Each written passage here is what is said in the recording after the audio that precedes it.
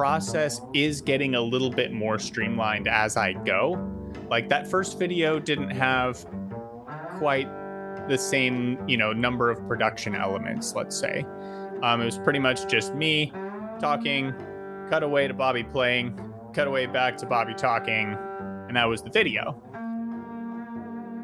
Today's guest is really doing cool things on YouTube, and a recent video he put out titled Specialization versus Diversification prompted me to get in touch with him and say, hey, let's chat for the podcast. I'm Jason Heath. This is Contrabass Conversations. We are talking today with Bobby Scharmann, who is a bassist in Omaha and has done many things in his life. We talk about his path through the music world. We also talk a lot about YouTube, which is something that I have been doing more on in the last year or so. I lovingly refer to my YouTube channel as a garbage fire, but I've been taking it more seriously, and it's been really cool to see somebody who is a newer creator in this platform really do some cool stuff. So we talk about that. If you're thinking about starting something new or kind of experimenting with different mediums, I think you'll really enjoy this one. Definitely check out Bobby's YouTube channel. Just search for him in YouTube, or we've got it linked up in the show notes. Follow him on Instagram. Quick shout out to our sponsors, Dorico, Ear Trumpet Labs, Practisma, and Modacity. More on them later, but let's dig into this conversation with Bobby Scharmann.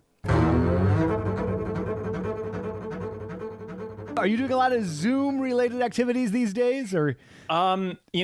So a lot of my students were in the public schools, and so my students went from like 15 down to 1.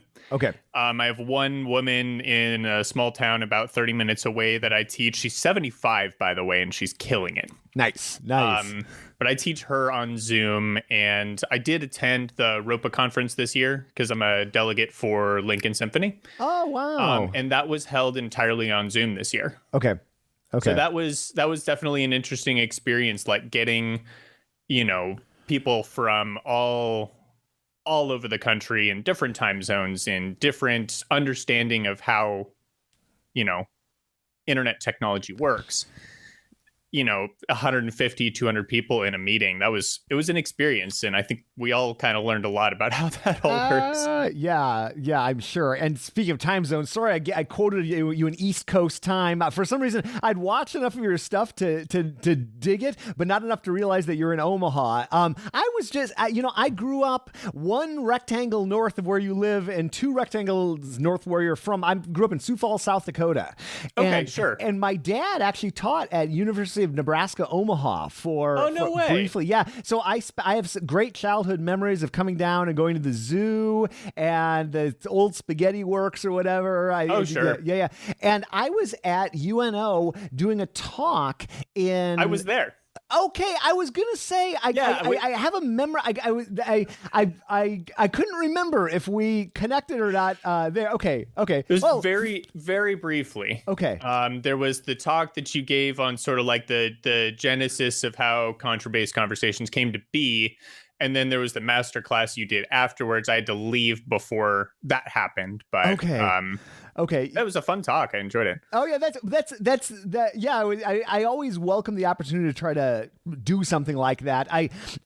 After or before, I think after that, I made the mistake of listing on a clinician page I have, topics I might like to talk about, not topics I'd planned and actually created a talk. And I did a session and they said, oh, why don't you do these 3 topics? And I had nothing prepared for any of them. So I all of a sudden for 3 weeks, I had to do nothing but go into beast mode and prepare talks. And so, okay, that's so cool. Well, we'll have to hang out a more extended amount of time sometime.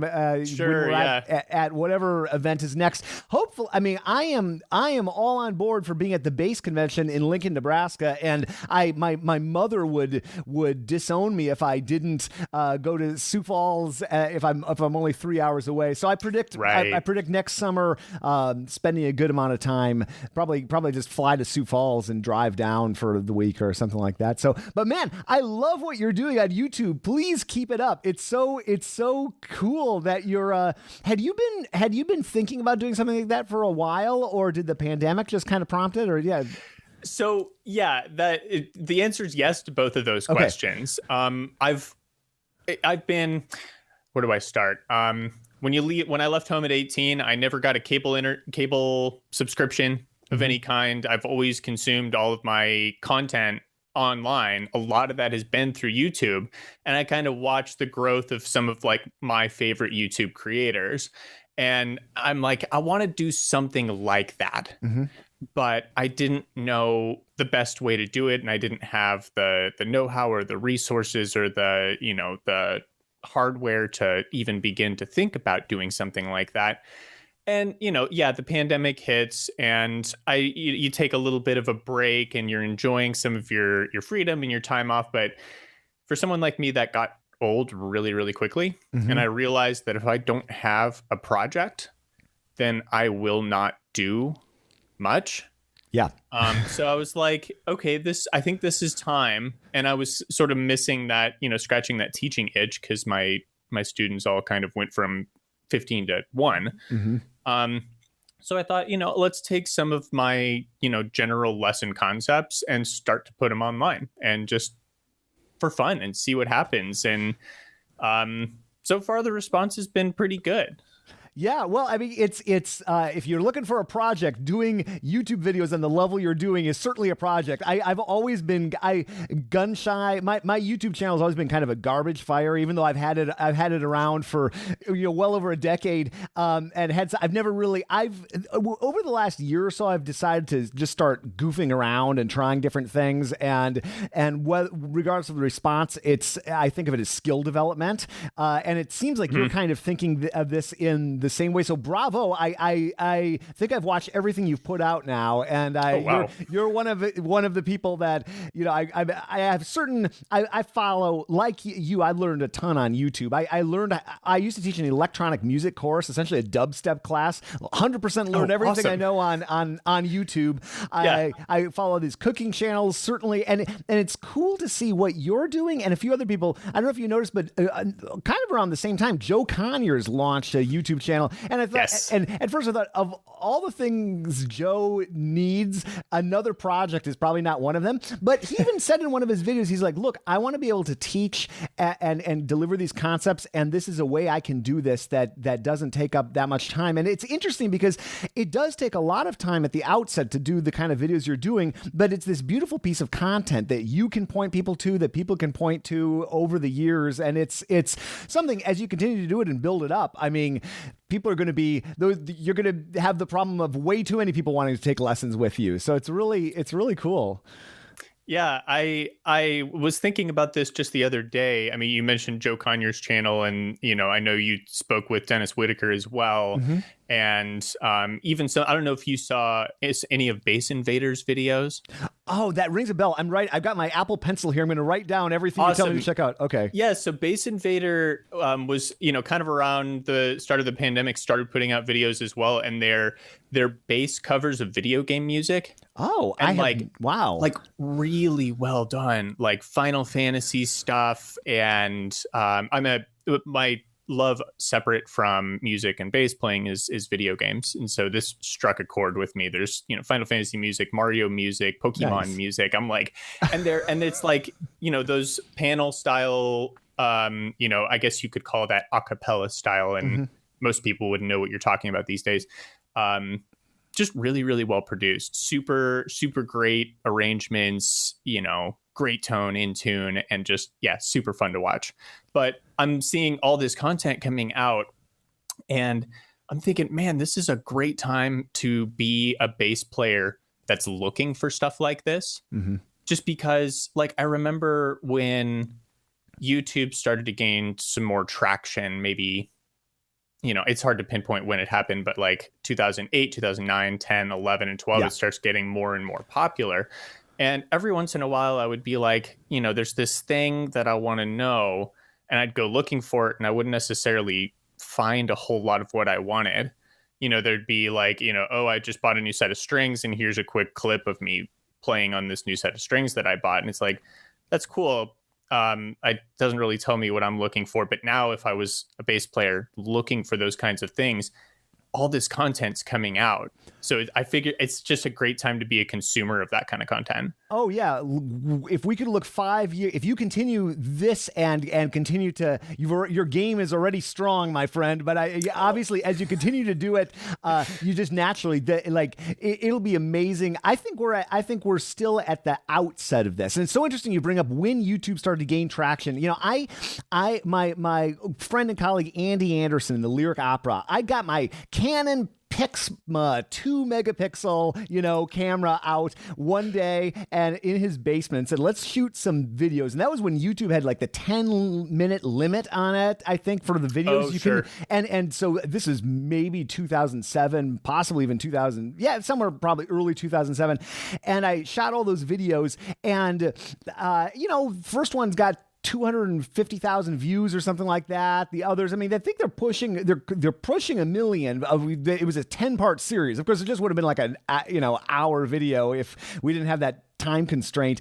But that just seems like the dark ages now. It's like you can barely hear playing. But my friend Jeff Chalmers, who started Discover Double Bass, he said, "Oh yeah, that was an inspiration for starting this, his company that he now has." And I was talking to Rob Knopper of Audition Hacker. I don't know if you ever checked out Rob. Okay, so Rob, I was a consumer of his self-study course. Oh, get out of here! That's awesome. So yeah, it's that. It works, man. Yeah. Well, Rob is somebody who he was visiting San Francisco, and we were just walking around the city chatting, and online education certainly came up, and he was just talking about how you haven't even begun to see what this is going to look like. And now it's interesting because we've all been forced to learn in a different way in this current, these months and possibly a couple years. And so right now, all of a sudden, like I just invite you on Zoom 7 months ago, 8 months ago, I would never have done this over Zoom because nobody knows what Zoom is. Now everybody knows and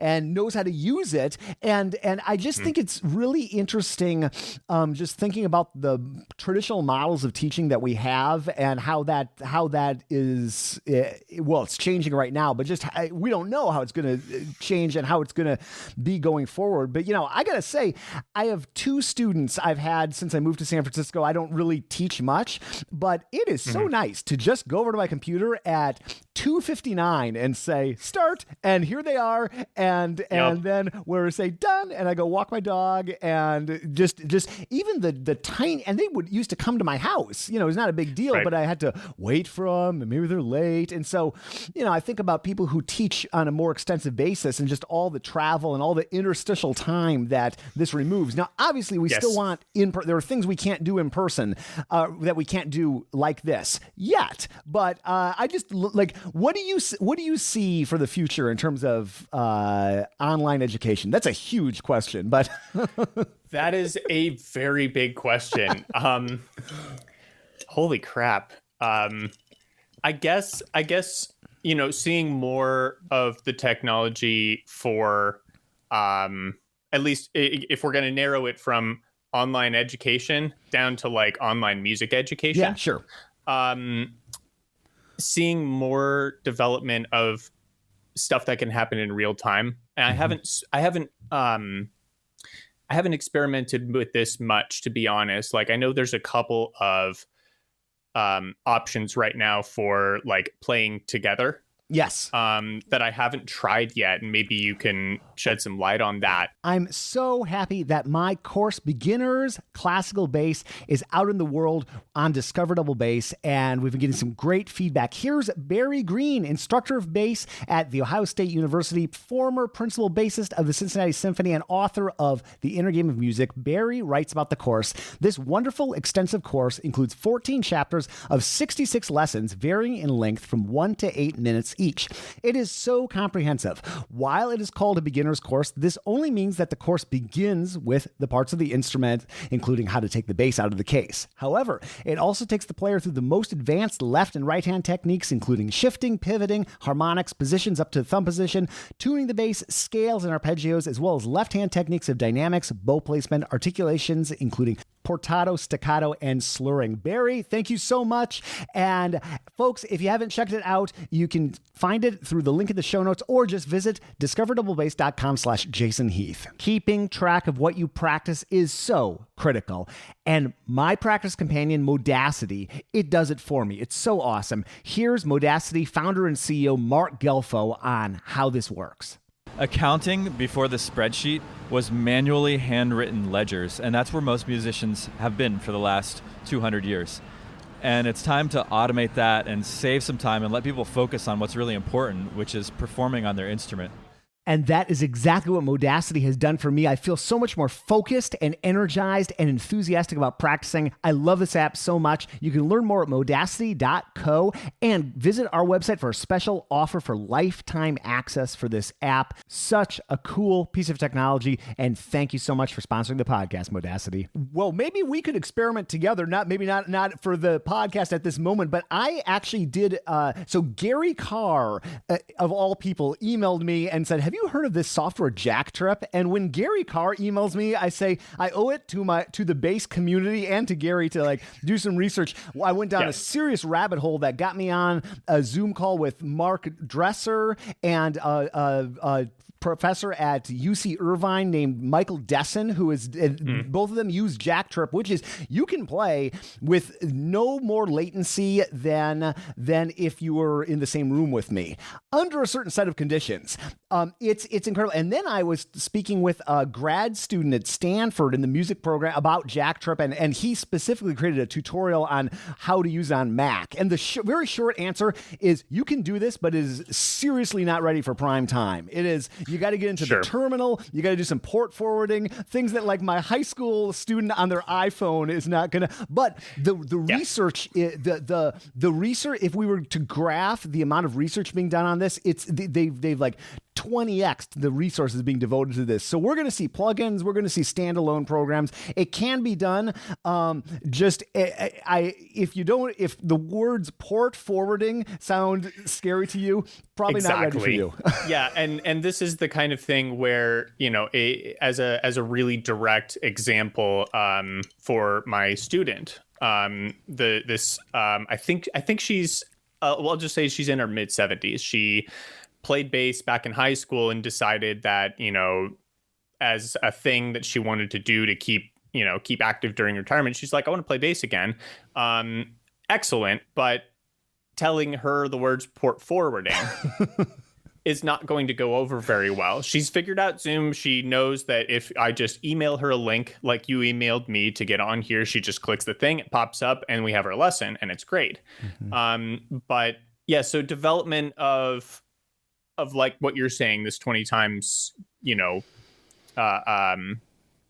increase in resources devoted to that specifically, I think that's going to be a game changer for sure. It's a big question. I don't really know how else to answer it besides that. Well, here's something I've thought about for years, and I just love your thoughts on this. As someone who teaches, and now you're putting out, you're a YouTuber now. I guess we're both YouTubers to some degree, but I embrace that. I don't think that any amount of excellently made tutorials or walkthroughs of Mozart 40 or any excerpt or anything, or I'm doing these crazy GoPro in my head videos, I don't think that any of those will replace that in-person, whether it's over Zoom or actually in-person one-on-one session. I think it will only enhance it, because if someone goes through and works through some of the resources we've been talking about that are online, whether you or Joe Conyers or Dennis Whitaker, it's only going to open up more questions and more possibilities. It's going to bring everybody kind of to a higher level when they rather than delivering the same old speech about Eccles Sonata that I've done so many times. What if I recorded just how I would most want to convey that information, and then everybody could take it in, and then if they did want to work with me, and I'm not asking for students, please, if you want lessons, get in touch with Bobby. But if they did, then they already it would be like the next, they would already have gotten a lesson with me, but it would only open up more questions, right? And so then it should, yeah. Yeah. So I just don't see anything out there at the moment in terms of online experiences. And this is a guy who has an online course launching this week, but there's nothing that's going to replace that. Everybody's going to want to work with a mentor, work with a coach, work with a teacher, and kind of up their game. I just don't see that. Yeah. I think as these tools become better, like Zoom, the resources being devoted to Jacktrip have increased. We can only imagine what the Zoom, resources devoted to that have increased. Talking to this guy from Stanford made me think a lot about the possibilities for augmented reality and how that might affect them. Like, would it be cool if you could put on a device that would simulate David Allen Moore's bow arm, and David could actually show you how? Like, I think we're just on the cusp of a lot of interesting things. Right, because that's the kind of in-person interaction that you can't get through the internet. Right. Like, I've had some of those sort of game-changing lessons with certain people, working with Al Laszlo when I was at Aspen. Like, that guy will fix your bow arm. Yeah. And he'll do it by just, by manipulating you and saying, you need to do this, you need to have this kind of resistance feel. If you don't, then you're going to have a weak sound and everything. And that was a game changer for me, for sure. Yeah. It's funny that you mention AR and even VR. I don't know if you follow Marquez Brownlee. That's why I have my Apple Pencil. So he's not in the music space at all. He's in the tech space. That's great. But he did a very, very short interview with Mark Zuckerberg because Mark's a pretty busy guy. So we got 15 minutes with him. But because Facebook's doing a lot of research into AR and VR, and just the possibilities aren't completely out of the realm of possibility. That's a weird way to say it. It's not completely out of the realm of possibility to do the kinds of things that you're talking about. Like, get David Allen Moore in the same room as you, even though he's halfway across the country or even halfway across the world. And you guys can talk and he can show you things and you can play. It's really exciting. It is extremely exciting, and can you imagine some holograph of David Allen appearing, and he could show you? And when you remove the constraints of being in the same place at the same time, like in order to work with Al, there's only one Al Laszlo, really. So you either have to get into Aspen, go to Aspen for months, with all the complications, or go to New York if he's free, so it's just interesting to ponder the possibilities,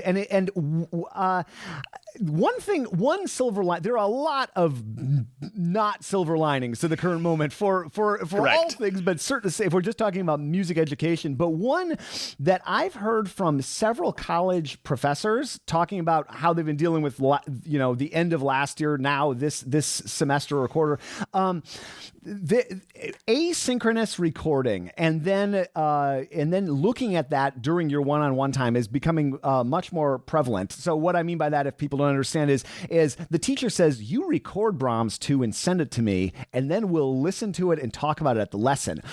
That is what we all should be doing anyway, but so often don't. And also just to say, okay, you record Brahms 2. Well, was that your best Brahms 2 you could ever do? Probably not. You're kind of having to throw down as a student. So this is what I can do. And I think that is my anecdotal, quasi-research has been that it seems like people are taking that recording aspect a lot more seriously. Because how many lessons did I have in my life where I would just go in and BS with my college teacher? Maybe the folks at Indiana or in your experiences wouldn't let you do that, but I could definitely derail my teacher. It happens everywhere. Yeah. So in a way, it almost is a little bit more of a focused experience. I'm sure teaching youngsters has got to be a whole different ball of wax. But there's a little more of an expectation at the college level to, especially music major, go buy a mic music major.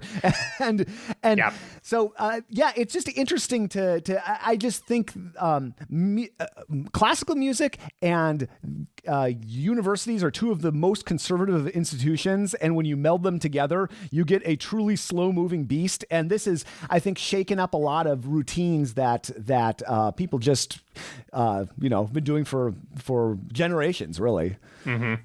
Yeah, on the whole, asynchronous lesson, recording yourself or whatever. I think you're right that taking this more seriously is gonna actually do a lot of good for students, and it's a convenient thing for the professor, just because it's easier than trying to, do live performances over Zoom, because we all know that quality issues can get in the way of actually teaching sometimes. But it's the kind of thing I wish that I would have gotten better at doing for my own self-improvement a long time ago. Mm-hmm. Because everybody tells you, record yourself playing, and listen back. You'll hear your mistakes and you'll get better. And I'm like, yeah, okay. But then there was this part of me that always I wanted to practice it to be perfect before I recorded it. Yeah. So then I could listen back and go, dang, I sound good. Instead of, oh God, I have to face myself. Yes. And so even just working out some of the ideas for like some of these videos, it's like, okay, I want to do a video on Mozart 40, and I need to be able to demonstrate what Mozart 40 should sound like. Mm-hmm. And then you record it and you listen back, and I'm like, nah, that's not what I want Mozart 40 to sound like. So you have to practice it and figure out. And honestly, a lot of the ways that I would sit there and go, okay, I need to practice this, that ended up in the video. Yeah. Because it's like, if you're going to tell somebody how to practice Mozart 40, okay, this is what I did.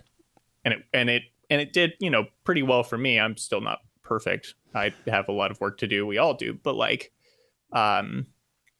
yeah. I wish I would have self-recorded at a more serious level a long time ago, because it works. This episode is brought to you by the Practisma Practice Journal. And not only does this journal track your progress throughout 16 weeks, but it encourages you to find joy in your practicing. And here's Susanna Klein, author of Practisma, on the topic. I don't think I was very good at finding joy in practice until I started working with others to try and create a little joy for them, and then kind of saying, well, why don't I do that too? And the empowerment thing, it's just, these are all kind of related. I mean, if you don't feel empowered, meaning if you don't feel like, not, hey, I'm great, but yes, I'm headed in the right direction.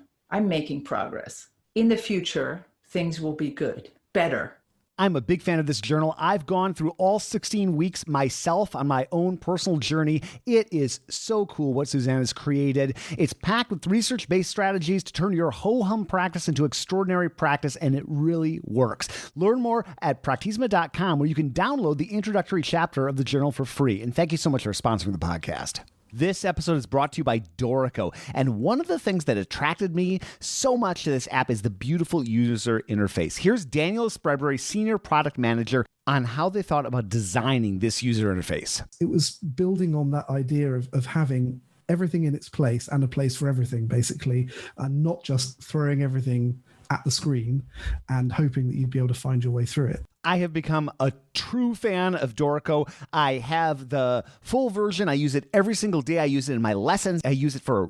I have become such a fan of Dorico. I use it every single day. I use it in my lessons. I use it for making arrangements and exercises and everything like that. There is a free version, SE, Dorico SE, and you can do everything practically that the full version of the software lets you do. So if you're doing arrangements for a student, duets, or anything like that, or exercises, that is perfect for you. Dorico.com will take you to their page on Steinberg's website, and I can't say enough good things about them. Thank you so much for sponsoring the podcast.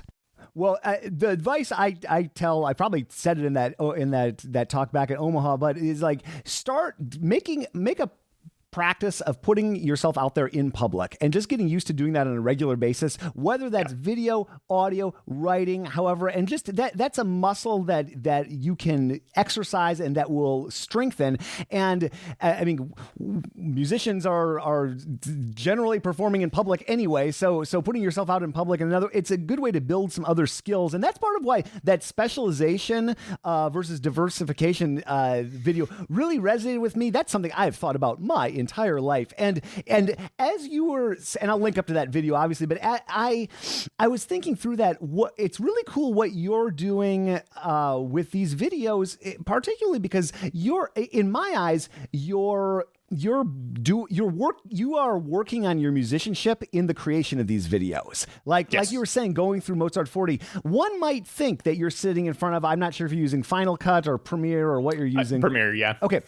I thought it was Premiere because you had a screenshot up on Instagram of something you're working at. Yeah. Yep.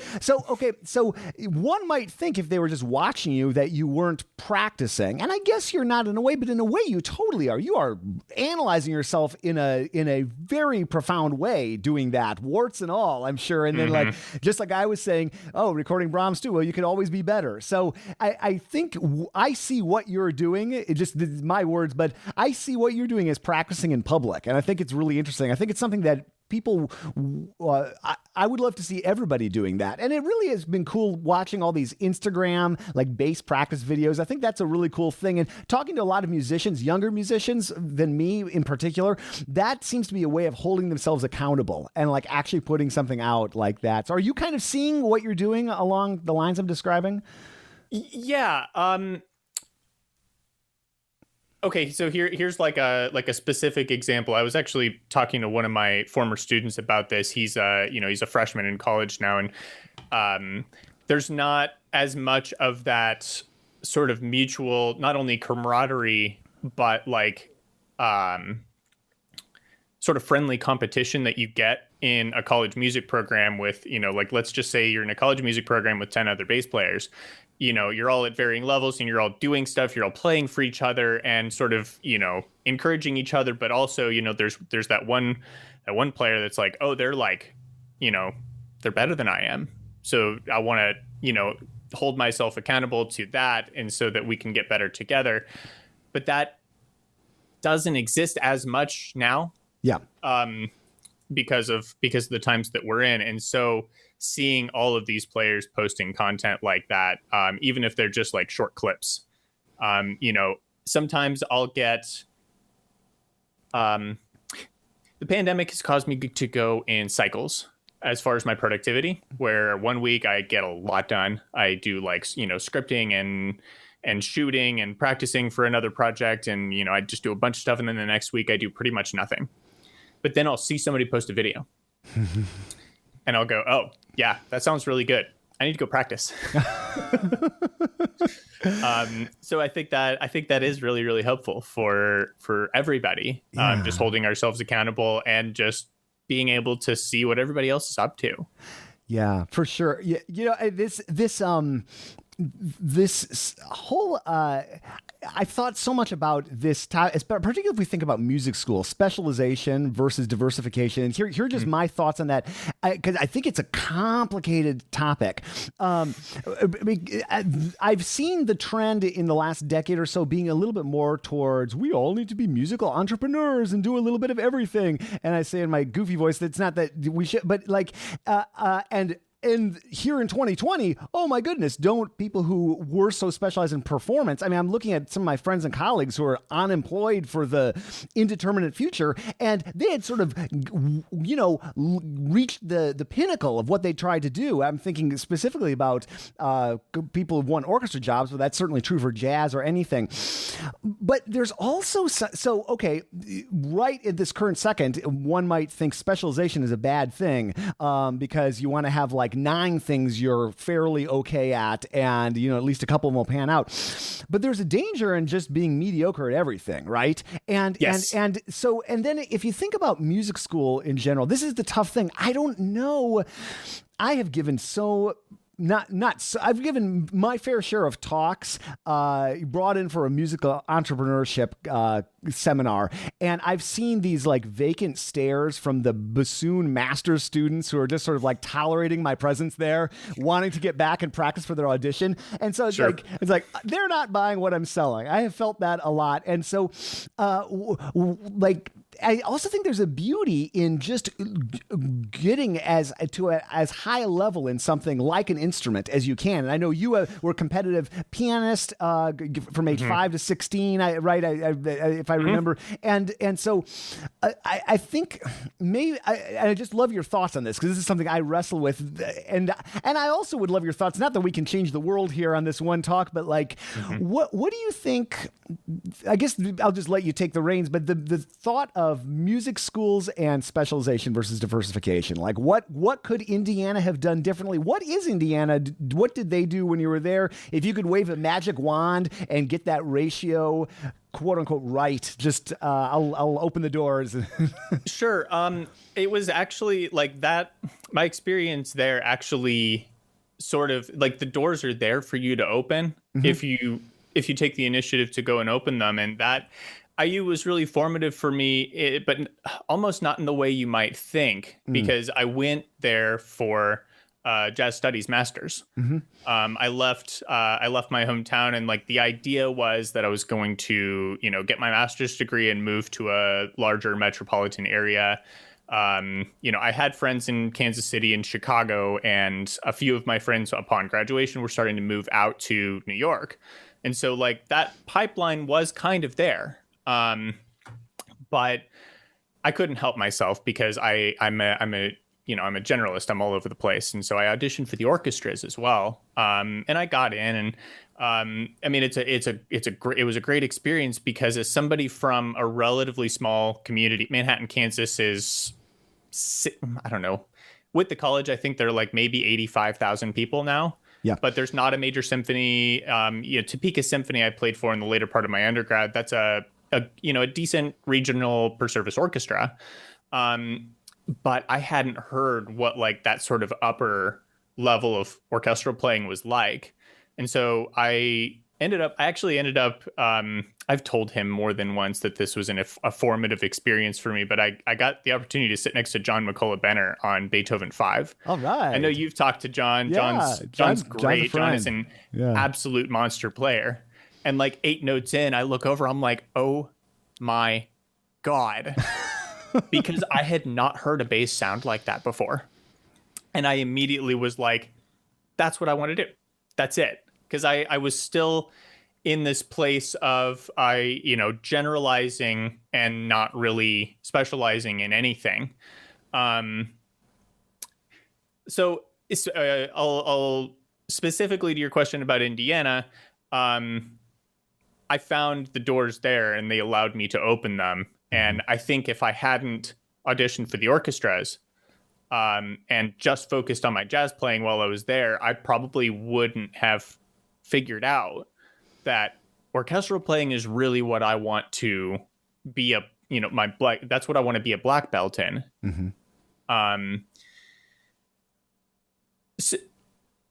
Something else I learned a lot actually about my own thoughts, I guess, just by reading some of the comments on that video, on like one of my Facebook posts.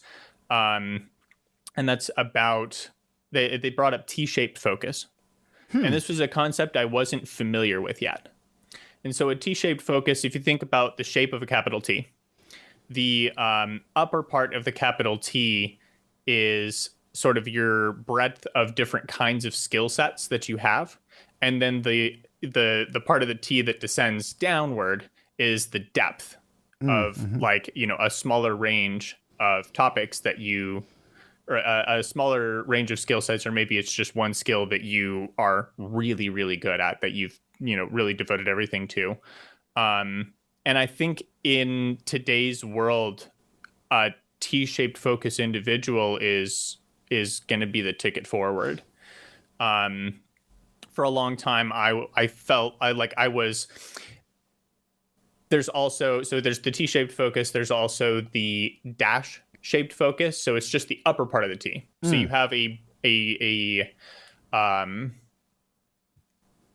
large. God, I can't come up with words. Words are very hard. You have a large number of different kinds of skills, but not that depth in any single one of them. Or you have what's called an I-shaped focus, which is a really extreme depth in one skill. Oh yeah, sure. And so for a long time, I was the dash-shaped focus individual. I was just like kind of all over the place trying to find it. And then when I found it, I was able to go deep. And I'm really glad that I tried as many things as possible, because I don't think that I would have found it otherwise. Yeah. I think it's tough because you might not know what fascinates you if you don't try enough things, right? And exactly. I think just saying yes, I didn't say yes enough when I was an undergrad, and part of that was because the bass teacher at the time I went to Northwestern, Jeff Radovich, went to North Texas and took all the bass students, and so it was just me and one other guy, and so this was Northwestern post Jeff leaving. This was right. He left the year I got there. I went there to study with him, but I, like you, come from a small town. It was even smaller when I was graduating from high school, and I thought, I want to move to Chicago. I don't know about this Denton, Texas, but it doesn't sound like Chicago. So sorry, Jeff. I love Jeff, but I just made the decision. And so everybody was asking for my time because all of a sudden there weren't any bass players there. And exactly. I had the wisdom to realize I would never be able to like get anything done in terms of my own development if I said yes to everything. But boy, you don't know. I was just interviewing yesterday Derek Hodge, who's this wonderful bassist and so many other things. And he's such a great example of, boy, I don't know what you would describe his trajectory, because he's got like a lot of, but he definitely had that T-shaped focus to what he was doing. And through the chapters of his life, it just led him to film scoring, led him to being a solo artist, led him to playing at the White House for over the past couple decades, multiple times, you name it. So yeah, it's if you don't explore enough, you might not know what gets you going. Right. And if the opportunity presented itself and you had no experience in that, then there's always that what could have been. Mm-hmm. Like if I had been had even some cursory skills in, say, like this genre, and somebody was like, hey, we need a bass player to play this thing with this kind of group, and I didn't know how to do that, then that could have been like a whole thing. Mm-hmm. Like for example, I played in a lot of rock bands when I was an undergrad. I had like three different bands, Weekend Warriors and stuff like that. And one of them was with they were all guys over 50, and I was 20 at the time. Mm-hmm. And they liked that I was adaptable, that I learned tunes quick, like whatever. But that's led to like some even remote recording situations with the guitar player, even though he moved back out to Vegas which is where he's from with his family. Every once in a while, he sends me a text like, hey, can you do some bass for a thing? And that would have been, I would have never known that I liked, and I really enjoy, and I'm, not too bad at recording work. Mm-hmm. And so that's just another example of, I think if I hadn't been ready for the call, I might have never known that was a thing that I liked and that I might be good at. I wonder if where you grew up, and I have a similar, back just a couple states apart and towns relatively the same size. My experience in Sioux Falls is as a bass player, especially, it was almost natural to become a jack of all trades because there were so few people. Like my town was big enough. The South Dakota Symphony is based there, but there aren't any bassists. Everybody always needs a bass player, but they really need a bass player if they've only got 60,000 people or 80,000 people or whatever. So so I had this suite of activities in high school that was quite different from my peers when I got to Northwestern. I played all the musicals. I was assistant principal of the South Dakota Symphony at 15, but that's just because there weren't any bass players. It Right. sounds impressive, or sounded impressive on the resume.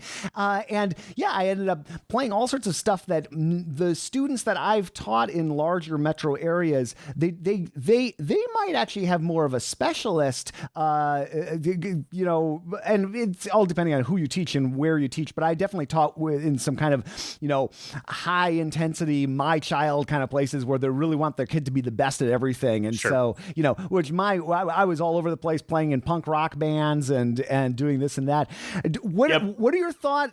So it sounds like you had a similar experience with coming from Kansas. Yes, absolutely. I did my undergrad at Kansas State University, which, if you're, rattling off the top 15 to 20 plus music schools in the country, it's not going to crack that radar.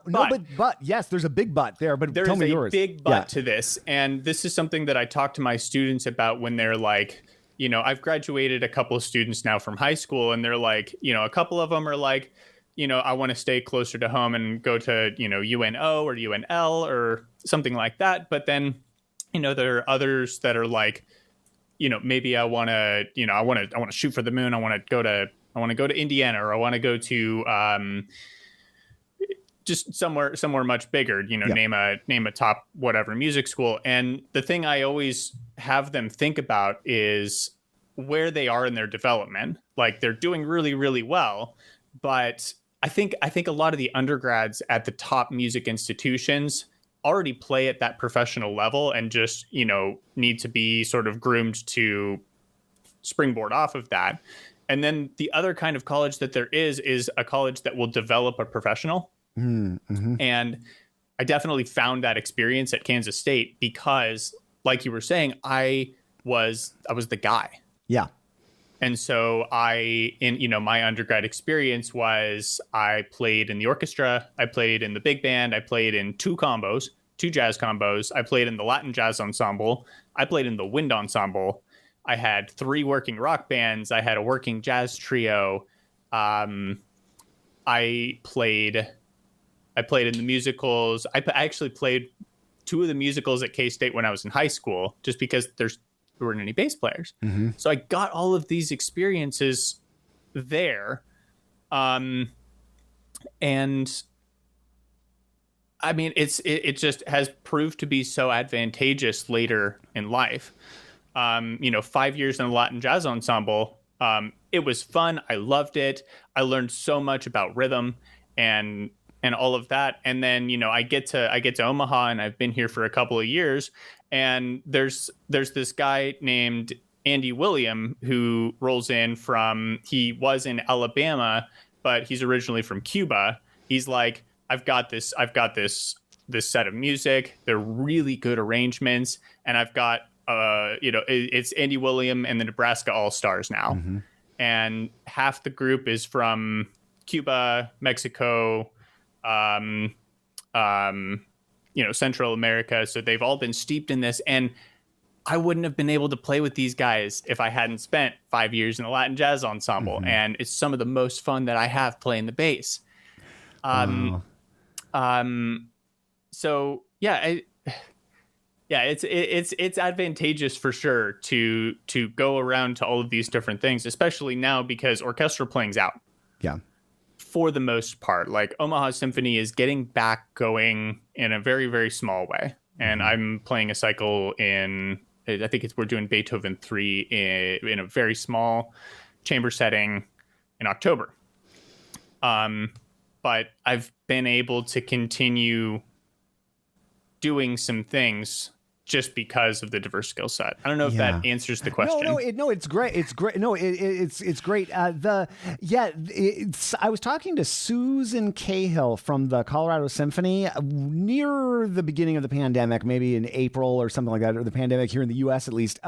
And her line, I think I'm getting this close to right, was music's coming back, but probably not in large groups. I'm totally butchering her quote, but so so she has a couple of chamber groups and has had it for a long time, and has she's in the Colorado Symphony. That's a top orchestra. Obviously she's got that I in the T, but she's got a T set of skills for sure. And she's been able, it also plays flute and does all these other things. And she's been able to, I think she's a good example of that kind of skill set. About 3 years ago, I got obsessed with surveying every U.S. college. I wanted to do schools across music college, music university, music program. I wanted to do the whole world, but I thought, okay, Jason, just start with the U.S. Baby steps. And the shorter way to answer is I realized how many good programs there are out there. Everybody does not have to go to Rice, USC, Indiana, name your other top, Curtis, Colburn, Right. Those are outstanding institutions. There's a lot to be learned from those people. There's a lot to be learned from having those peers around you. But there are a lot of good schools out there, and you might be more of the big fish in the small pond, but that's not necessarily a bad thing. Nope. And I have Scott Pingle, who's principal bass here in the San Francisco Symphony, went to University of Wisconsin, Eau Claire. Andy Anderson he ended up going to Indiana University, but he started at Portland Community College for a few years. And Wichita State is where you went, right? Kansas State. Oh, I'm sorry, Kansas State. Right. I might be mixing up my Kansas institutions, but there's one of those schools that's known in the world of string pedagogy. They're weirdly famous for, and of course I'm blanking on all the names. There are all these people. I used to be a high school orchestra director. Again, my sort of jack of all trades skill set. Sure. And all these publications came out of Kansas. It has a long tradition of having quality string pedagogy.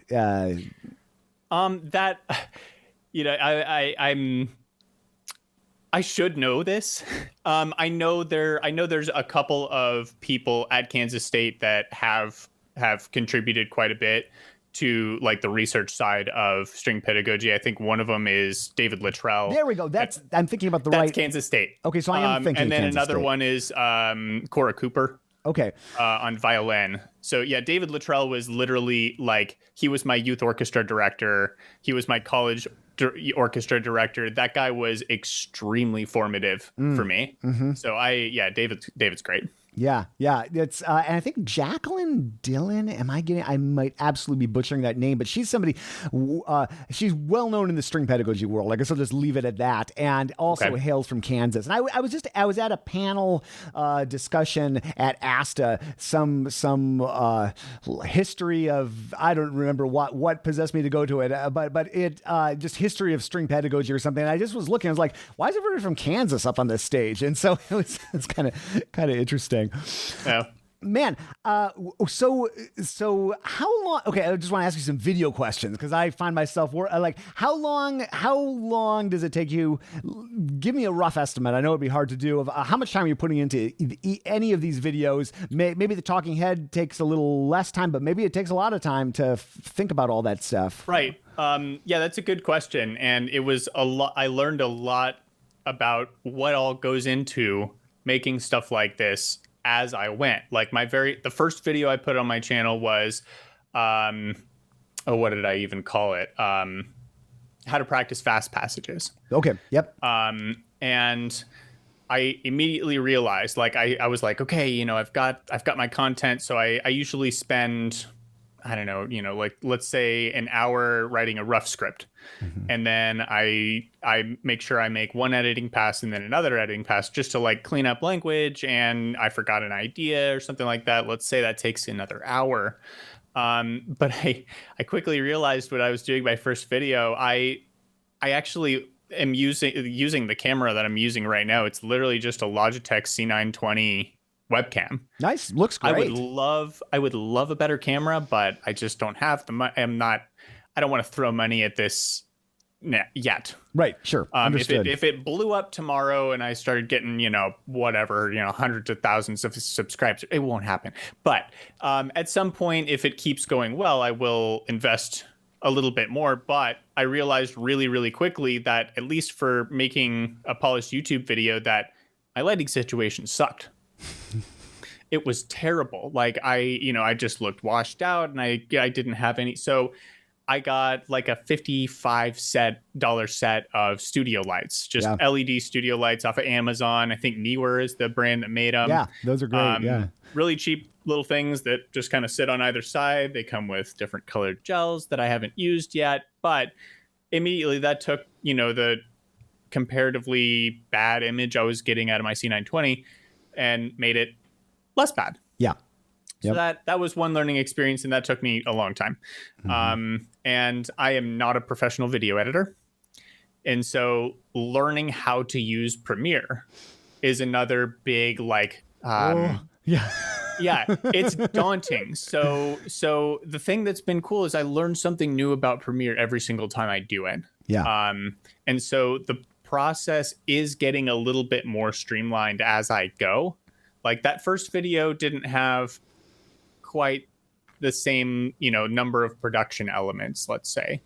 It was pretty much just me talking, cut away to Bobby playing, cut away back to Bobby talking, and that was the video, which is fine. And I had a couple music examples that you just, cut them up and, save in Microsoft Paint out of Sibelius or something. Worked. It was fine. Yeah. But then I started just kind of each video I wanted to add something new. So maybe lower thirds was a thing that I started doing more, or better transitions, or what was another thing? Like little dumb little skits at the beginning of the video, like the 5 reasons why your notes don't speak, the whole rosin shtick, or the phantom t-shirt. They're silly. But yeah, so to get back more directly to your question, under ideal circumstances, I think a video from start to finish would probably be about 8 hours, just from script all the way to finished product, and that includes the amount of time it takes my now aging computer from 2012 to export the dang thing. Exporting a video takes about 45 minutes. Yep. But under non-ideal circumstances, which is Bobby wanting to learn a new skill, Bobby wanting to experiment with After Effects, Bobby wanting to do this, that, or the other, that adds time for sure. Yeah, but it's the skill development thing is so key. It's funny because about a little over a year ago, I think like July, I just decided I wanted my theme of the. I don't usually give myself a theme for the academic year, but I just wanted my theme is telling better stories, and I want to get. And what that really meant is I just want to get better at. I don't plan to be a professional video editor or work with manipulate photos or whatever. But I was just like, all right, I'm just going to subscribe to Creative Cloud. I'm going to get all these apps. I'm going to just go all in. And then I kind of took a hiatus in skill development I do a lot of travel typically. Then that all ended. And I have been doing more and also in music notation software, I picked up Dorico, and I just decided, and I've actually spent a little more time in that recently. I owe myself some I'm trying to, I need to get into what you're doing and learn a new skill, do something in After Effects. Boy, I'll tell you that exporting thing, man, I had this 2015, so more contemporary than yours, but MacBook Pro that was just, and finally I had one video, and I do some video work for a company I work for too. And so it was directly impacting that too, but I started exporting one and it said 24 hours it's going to take.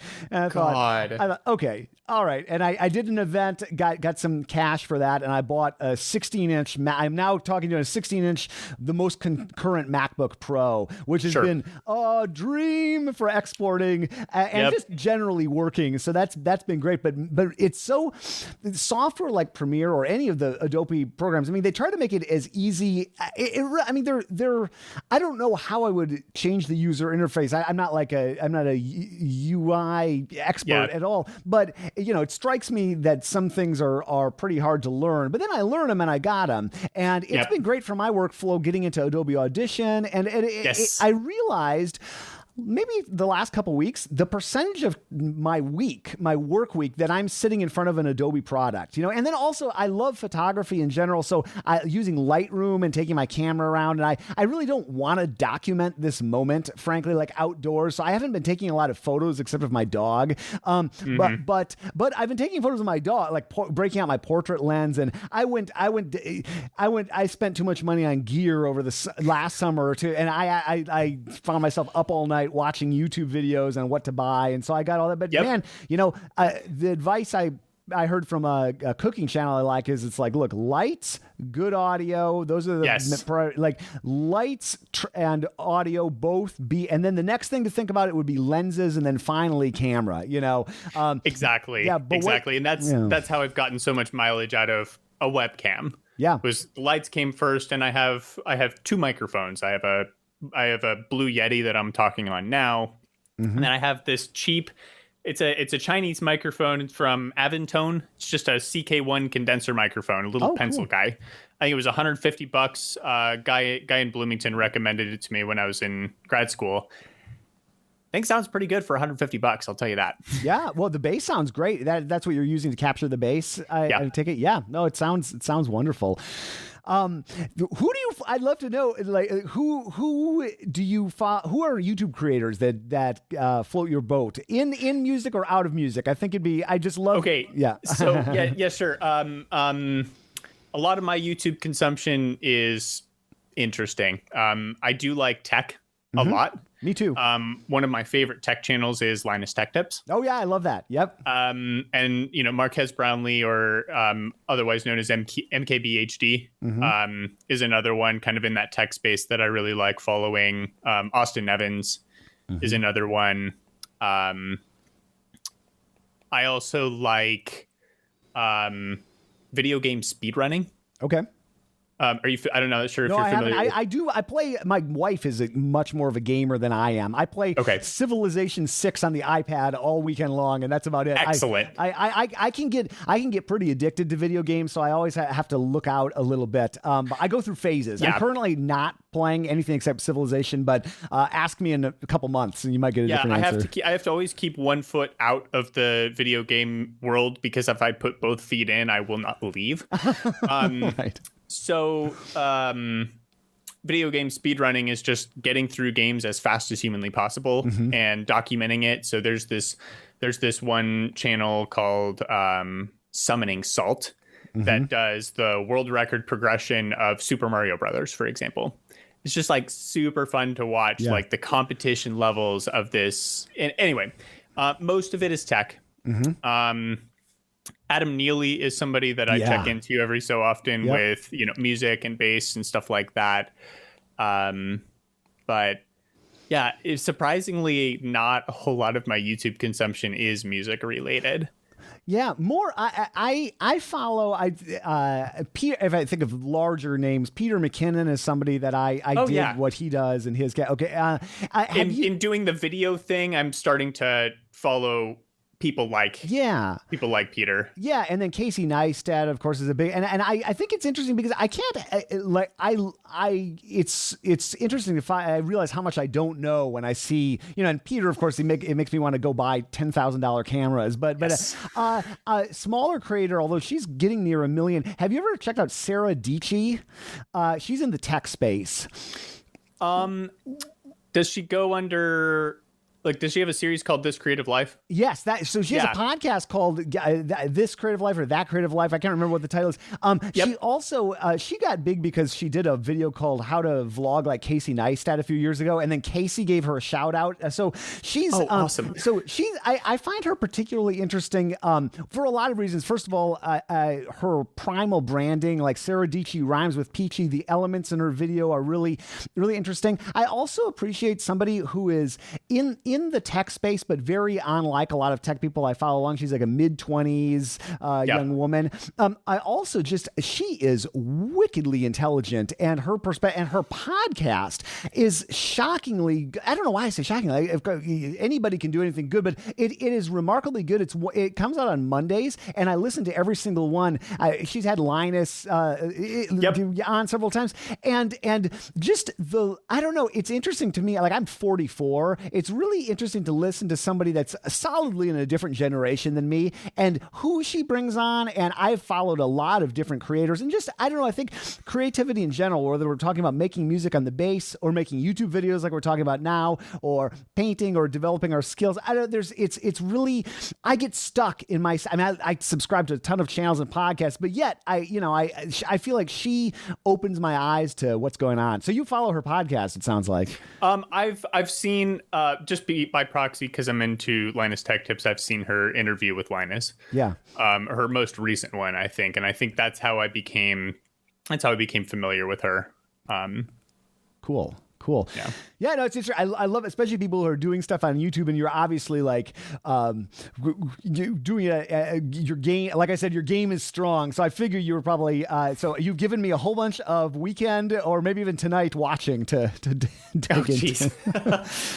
Maybe just one. So let's do this again. Let's do a round 2 in person in Lincoln, Nebraska, unless disaster strikes at the bass convention. We can even bring our cameras and get some video. And I'm happy to share this video with you if you want to use it for anything too. I'll certainly, we're getting good with these Zoom, I never know if I'm going to get good video. And so I almost never do anything with the video. I have them all since the pandemic hit. But I've been thinking about maybe doing some clips or something like that. I have too many projects on my plate. And then the podcast is just such an easier barrier to entry for me when we're talking about live, because I like to be able to just bring my 2 SM58s, my Zoom H6, and I can set up in a noisy bar. I can set up anywhere. Even breaking out a camera adds that one layer of that one additional barrier. But I don't know, man, I'd love to do more video and in person. I just want to find a way to do it without adding any more gear, because my kit is like really perfectly. I know exactly what I have to carry. If I have to carry a light, or I have to carry a mic stand, forget it. It's not gonna. You're gonna have to start hiring staff, Jason. I'm open to that, but it's just I've got this thing that is just not complicated. The complication is low enough that I can do it without having to think about it. But man, I love what you do. Let me just bring up one. If you got a couple minutes more, one random, not random, but so you settled in Omaha, and talk about Omaha and the musical scene there, and just how that's been for you. And again, kind of along the lines of, I think there are a lot of great colleges that people could go to that they might not even know about. I live in this big city, and I lived in another big city, and I'm from a small town, but ever since I was 18, I've lived in a big city. But there's it's such a big world out there, both the world, but in the U.S. And I think that there are so many. Like, one does not need to be in New York, L.A., Chicago, Philadelphia. Just maybe talk about why Omaha and what it's been like for you. Sure. I might answer this in 2 parts. Sure. The first part being why I honestly, truly do love Omaha. And the second part being why I'm still actively trying to leave. Okay. And it's not for the reasons that you think. It's not that, I hate it here. I actually really, really like it in Omaha. As somebody that grew up in a place with, similar to, let's say, Sioux Falls, from where you came from, sub 100,000 people. Yep. Omaha Metro is a little over 1 million people. So it's big enough that there's stuff going on, but it's not so big that it's overwhelming.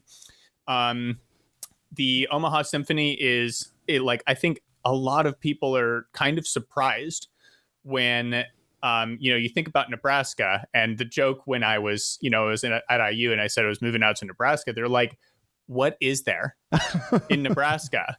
And there's Lincoln and there's Omaha and there's corn. Mm-hmm. But the Omaha Symphony is one of those orchestras that it sounds weird to say, you almost wouldn't think that there'd be a really good orchestra in Omaha, Nebraska, but it's the largest ropa orchestra. I think it was Grand Rapids before they joined Ixom. But it's the largest rope orchestra in the country. I think we have 43 full-time members and a complement of other per service individuals, of which I am one.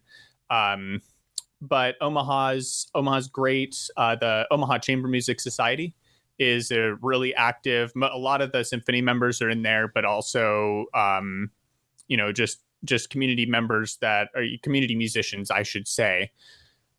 Still professionals, but the Chamber Music Society is super active. We have been trying to stay as active as possible during the pandemic. I'm actually on the board for the OCMS as the acronym. We have been doing house concerts. So like, a small chamber group, or like there's a husband and wife cello duo. One of them's in the symphony, but they record a concert, and then the Chamber Music Society sends the video to me because I know how to video edit. And we've been sending those to like, post them on Facebook and stuff like that, and YouTube, but also giving those to senior centers, assisted living centers, the kinds of people that would really love patroning our concerts, but can't. Right. Because A, they're not happening, and B, they're extremely vulnerable. So that's been exciting. We've been doing some pop-up concerts in the last couple of weeks. Music scene is strong, definitely. So part two being the reason why I need to leave. And the only reason why is just because, like I said, there are 43 full-time members in the symphony, of which I am a part-time member. So because Nebraska's cost of living is low, it means that, my job with Omaha Symphony, and I'm assistant principal in Lincoln, and then just the smattering of everything else that comes with that, I can survive fine, but it's not necessarily sustainable for the long term. Sure. So this is why, especially over the past 5 years, I've been kind of aggressively taking auditions. And 5 years ago, I probably had no business auditioning for some of the orchestras that I auditioned for, but it started to get better. You mentioned Rob Knopper's course. Yeah. That was a big one. It's like Omaha. I don't know how much of this it's fine. Omaha had a vacancy for principal. And my great friend Nate Olson won the position. I'm so happy he's in Omaha. But after taking Rob's course, that was the first time I advanced. Oh, nice. Super nice. Stoked about that. That's cool. And then, I'm at this weird place right now where, like, how do I want to say this? Without revealing something that's not a sure thing. I have a pending trial for an orchestra overseas. Nice. And I went there for the trial, and I arrived on March 15th, 2020. Oh. And so it was like, I met some people, it was going to be great. And then all of a sudden it was like, yeah, guys, COVID's real and it's happening, and we have to suspend operations. Oh, man. And so I went right back home. Oh. So, like, with this whole discussion of, being jack of all trades and finding that depth. And, like I said, 5 years ago, I had no business auditioning for some of these orchestras, and I knew that, but I knew I wanted that to be the depth of knowledge. And so you just keep working, and you keep working, and you keep getting that depth closer and closer, and finally you get something, and you just have to wait.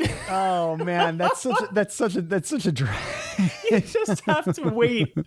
And it's like, when it happened in March, we discussed lightly, like maybe June, July, or August, we might be able to have you back. And then that prediction was pushed to January 2020 or 2021. And honestly, my realistic prediction at this point is more like October, November 2021, or even early 2022. Yeah. Like, it's just going to be a while. And this is going to circle back to something else you asked, which is like why I started making YouTube videos. I went through that period of, hey, a break is nice because I've been going full tilt for the past 6-7 years, and taking a break is nice. But then I started questioning my role in this world, because suddenly the thing that I've been training so much for is no longer a necessity. Yeah. And I'm not getting called for gigs. I'm not getting called for anything. And so I was just sitting there like, this sucks. Should I do something else? And, Nebraska Department of Labor is sort of encouraging, if your work has been affected by the pandemic, then we're introducing this retraining initiative to get you in a different field. And I'm like, should I do that? And then I boohooed for a little bit and, talked to people smarter than me, which is my parents, and kind of decided on it on my own. Like, I'm going to just start making YouTube videos. Nice. Just see what happens. It gives me a project. It gives me something to do while I wait. Yeah, right. And with all these things being out of your control, you don't know when that trial is going to happen. And congratulations, by the way, you don't know what work will look like, but you can make YouTube videos. You can sit down and develop some skills. I can do it from this room. Yeah. And you're working on your musicianship in a really interesting way, and you're helping people too. I mean, this stuff, you start a project like what you're doing, and this might sound grand, but this is coming from someone who started a podcast 13 years ago that's had millions of listens and blown up and helping people. Yeah, right. I've listened to parts of your back catalog so many times, just like, let's see what Bruce Bransby thinks about life and this, and just it's a really, really cool resource that you've got. Oh, well, thank you. It's one of those things I never planned to do what I'm doing here. I mean, it's never in a million years. I just started something and I kept going. And I think you're building something that is likely to be a resource like that if you just keep going with it. And it's just really cool to be able to do something like, I would want to hang out and do this with you anyway. This is the sort of conversation we would be having at the bar, and we'll have this conversation at the bar. Yeah, in Lincoln in 2021. So this is just fun for me to do. But I'm also learning in the process, because I don't want to be, you don't want to put out a video that doesn't represent, you want to put out a good Mozart 40 video. You want to put a good everything. So, I want to have the best conversation I can. So it's a motivation for me to dig into everything that somebody's done. So I go down these rabbit, I was just, Derek Hodge, I had mentioned earlier, all of a sudden I'm listening to everything he played, from his albums with Common that Kanye West produced, that to his film scores, to other interviews. And it's just a great, it's something that it's fun, but it's also a means of just continuing my education, and it's something that goes out in the world. So I feel like we're marching along in step on these projects. So it's just so cool. Yeah, absolutely. Yeah. It's the same reason why I learned so much by teaching, because if there's something that I know how to do, let's say it's like soloing over rhythm changes. And I remember encountering a situation where, a student that I've got needs to learn rhythm changes and needs to learn how to solo over rhythm changes. It's like, okay, well, I know how to do this, but I don't know how to tell you how to do it yet. And then by learning how to tell somebody else how to do it, I grow in my knowledge of said subject. And so that's, again, similar to what you're talking about, like making all these videos. Like my Mozart 40 got better by making the video. My Brahms 2 got better by making the video. My bow stroke got better by doing the how to practice fast passages. Yeah. It's just, and so that, I'm excited to keep making videos. I haven't put one out in a little bit because I did my cycle. I went through my cycle of, I'm just not going to be super productive for a week or two. But I think the next one is going to be how to play better bass solos. Nice. All right. Well, so I think I'm going to start digging into the jazz content side of things. Cool. For the next few videos. So I'm pretty stoked about that. I can't wait. Yeah. Well, I love what you're doing, and I can't wait to hang out, and let's do this again. Anytime you like, we can hop on like this, and we'll do it in person. Not too long from now. June's not that far off. It seems far off, but it's fingers crossed that we're in a position where it can proceed as normal and not be the 2021 ISB conference on Zoom. Right. Yes. Please, awesome no. as that would be to put together, please note, right. Please. Yeah.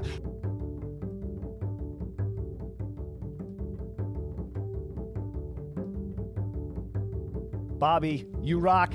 I had a great time chatting with you. We'll do it again soon for sure. BobbyScharmann.com is his website. Again, follow him on Instagram, obviously YouTube. It was such fun to chat with him. Well, I have 19 minutes until my lesson starts. And I guess I plowed through these. If you listen to the end of these, maybe you know that the last 6 months or so, I just don't edit no matter what happens and just rant and rave about whatever's on my mind. I do these episodes 4 at a time. And so this is 4/4. So I have a few extra minutes here. I'm using the new Rode. It's not new. It's new to me. Rode Pod mic, which I guess I must have bought on Amazon late one night because it arrived. Actually, 2 of them arrived. So I'm not sure exactly what I was thinking. I think I'll probably return one. I was thinking maybe I'd return both because I did a sound test between the SM58 and this mic. Apparently, I'm talking about mics now. Okay, here we go. And there's more bass in the SM58, I think. Maybe you can tell me. But this one I think is a little bit clearer. A very superficial reason why I like this one. I think this one kind of looks cooler. It looks a little bit more like a broadcaster microphone. And I'm finding myself using the video for some of these a little bit more.